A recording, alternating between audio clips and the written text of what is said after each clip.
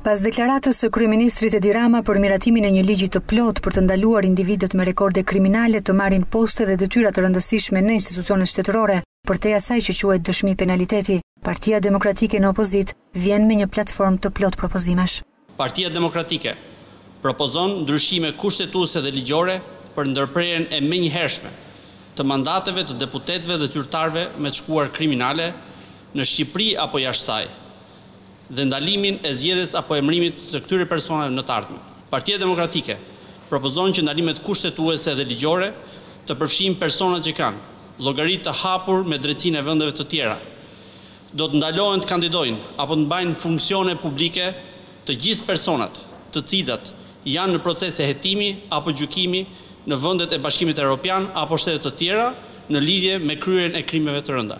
Kryetari i Komisionit Parlamentar për Dekriminalizimin, Noerd Bylykbashi, kërkon përjashtimin e zyrtarëve të lartë nga administrata nëse rezultojnë përdorues të substancave narkotike. Në përputhje me praktikat konsoliduara të vendeve demokratike, si Shtetet e Bashkuara të Amerikës, Partia Demokratike propozon testin e drogës për zyrtarët e lartë. Si një garanci më shumë për mos depërtimin e të inkriminuarve në institucionet publike, demokratët kërkojnë edhe verifikimin e shenjave të gishtave. Partia Demokratike thekson se platforma e prezantuar bazohet mbi rekomandimet e Komisionit Venecias mbi këtë çështje.